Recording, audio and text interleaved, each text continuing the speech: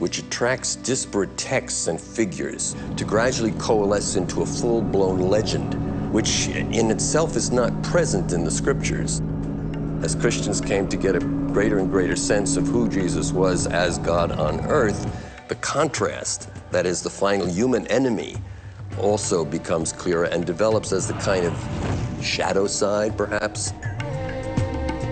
In the form of a man appeared the Savior, and in the form of a man will the other also come. For the first time, a flesh and blood portrait of an Antichrist emerges.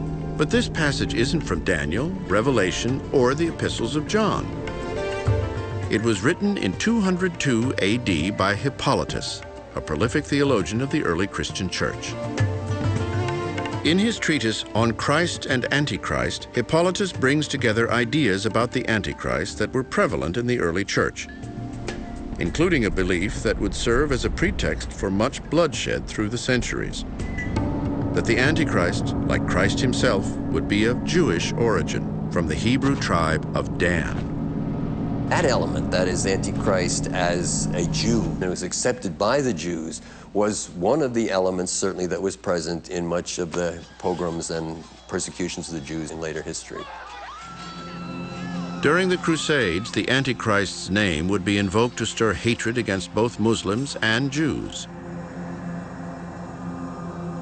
I think the most destructive uses of the Antichrist legend in the course of history have been when Christians have identified the outsiders as, if not Antichrist, at least Antichrist's predecessors, Antichrist's army, etc. This has been evident in persecution of the Jews at numerous times. It's especially evident, of course, in the conflict between Christianity and Islam.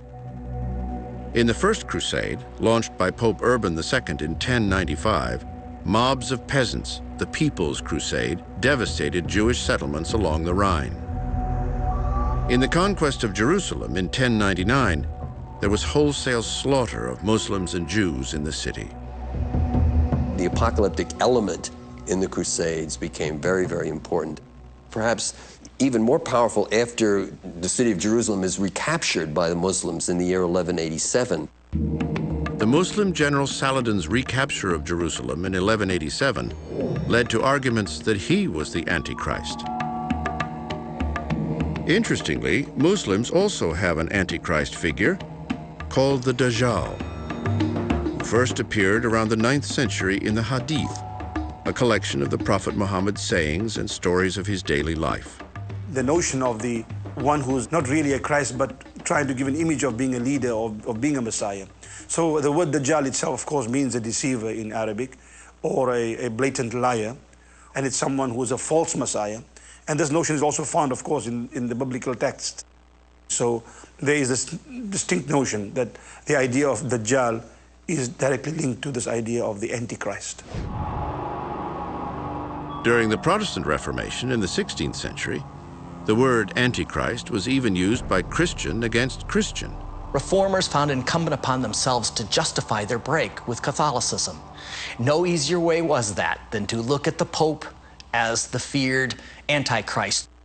And for what it's worth, the Pope returned the favor and began to name each of the Protestant reformers as agents of the Antichrist on earth.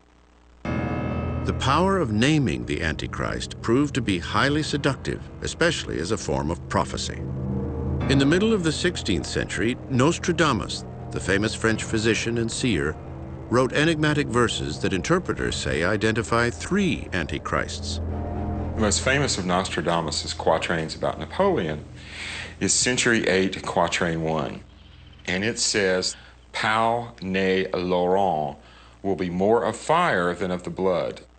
Pau ne Laurent are 3 small towns in southwestern France. And if you just simply move them around a little bit, they spell quite accurately Napoleon. Hitler was the second Antichrist. He's referred to as Hister, which is an old word for the Danube River. Although that may sound impressive, most critics caution that Nostradamus' prophecies are so hazy that they're bound to find a plausible fit as the centuries roll by. Like the quatrain in which Nostradamus identifies the 3rd Antichrist as an evil figure named Mabus. Creative interpreters of the quatrain have claimed that the last Antichrist is everyone from Saddam Hussein to Russian President Vladimir Putin. There's been a giant tale throughout history of what I call pinning the tail on the Antichrist. And whatever needs to be identified at that moment as the worldly threat for which we rally the troops and have unquestioning opposition to, Antichrist can take that image. But there is a dominant image of the Antichrist today, that of a slick man of peace with an agenda from hell. Some Christians contend this image can be found in the Bible, and they've been turning it into publishing gold for decades. But who is this Antichrist really? A man? A myth? A monster? And what does he want with us? The story of the Antichrist has grown chapter by chapter, century by century. His identity, forged from ancient myth and highly symbolic biblical passages, has proven so durable that the name Antichrist has been on the lips of warring factions, oppressed peoples, and political rivals for centuries. To anticipate who and what a future Antichrist might be, you have only to look at what he has been. Will Antichrist be an external enemy, or is he an internal enemy in the church or even within ourselves? Will Antichrist be one, or will Antichrist be many? Will Antichrist be a terrible persecutor that we should dread, or is he fundamentally a religious deceiver? In a sense, Antichrist is all of these things, and each of them in various proportions as you sketch the history of the legend over 2,000 years. Whoever or whatever he is, belief in the Antichrist and end times prophecy is cresting once again.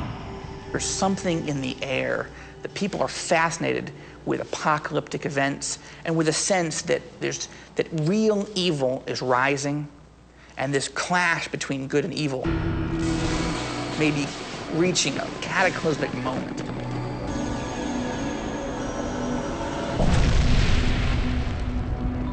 Though he has always been known and feared in apocalyptic circles, the mass media has given the Antichrist unprecedented renown. Every generation has thought they were the last generation.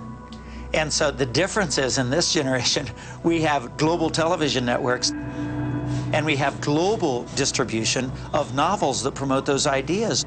So now, when we have an idea, we, especially Christians in America, can distribute those ideas worldwide instantly.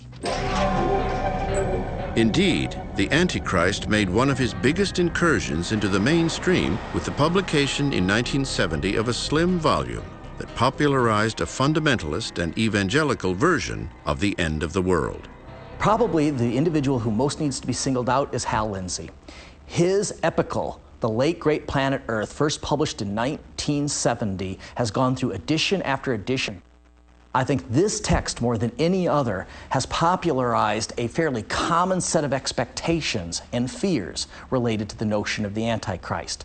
He's going to be attractive, he's going to be brilliant, he's going to have supernatural intelligence and supernatural powers. He will be one of the first in history to truly be a world leader. I mean, control the world. Blessed are the peacemakers, the Bible famously says, but Lindsey helped popularize the notion that peacemaking will be the ultimate cover of the Antichrist. It's by bringing what appears to be peace that he brings them all under his spell. Christian writers Jerry Jenkins and Tim LaHaye took up Hal Lindsey's mantle with a vengeance. They've written a series of novels about the coming of the Antichrist that has sold an astounding 62 million copies since 1995. It's the best-selling adult fiction series ever. And here we are, evangelical writers writing for a Christian publisher with an overtly evangelical story. Although presented as fiction, the core material in the Left Behind series has become a realistic portrait for many Christians of both the second coming of Christ and the reign of his nemesis, the Antichrist.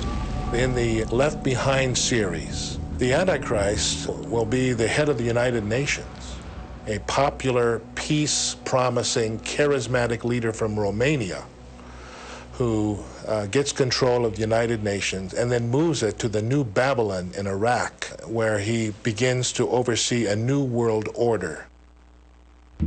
Fictional specifics like the UN and Romania aside, the Left Behind series is in sync with a widely shared view of the Antichrist and his mission. He's going to use all the modern speak. We love everybody, everybody's good, everybody's okay, let's all join together and be one. And the average man and woman are going to look at him and say, this guy is a great guy. Antichrist would actually bring about a peace treaty in the Middle East, and the Jews would rejoice. They would rebuild their temple in Jerusalem and experience a new revival of Jewish hegemony and security and peace in the Middle East. At that point, according to the dispensationalist plotline, exactly 3.5 years into his reign, the Antichrist will bare his fangs. He doesn't try to pretend to be a nice guy anymore. He just rules the world with an iron fist. He would enter the new temple in Jerusalem, declare himself to be God, and demand worship, and put to death all those who refuse to acknowledge him. Receive his mark, the mark of the beast, on their forehead or hands. And he lets go a horrible Holocaust against them. What modern dispensationalists say would be the worst persecution in the history of the Jewish people. Jesus, when he returns, he comes as a rescue operation, because if he didn't come at the moment he's going to come, there'd be no one left alive. So it's at the second coming of Christ, at the end of this tribulation, that Antichrist is defeated, his forces are defeated, the surviving Jews receive Jesus as their Messiah finally, and Jesus sets up David's throne in Jerusalem. Not surprisingly, this elaborate scenario isn't for everyone. It's a frankly supernatural worldview, so that rather than try to understand our own involvement in events or the ambiguities of life, it's all understood in absolute good versus evil terms. But if the apocalyptic texts aren't literal prophecy, what meaningful messages can they continue to convey? I think it also does answer to something very deep in the human condition, which is the attempt to make sense out of history and to find ourselves on the side of good in the midst of so much conflict. There is a whole dimension within ourselves, often that we're not even aware of. A shadow side that is filled with anger and revenge and all sorts of dark motives that we are often loath to acknowledge. And I think the invitation is always present to ask the question, what is the Antichrist within myself? What is the evil within? Determining whether the Antichrist is physically real, some kind of metaphysical energy, or entirely delusional, may ultimately be beyond our knowing. But what we can grasp is that the Antichrist looms ever larger on our horizon, his footfalls growing closer with each passing decade.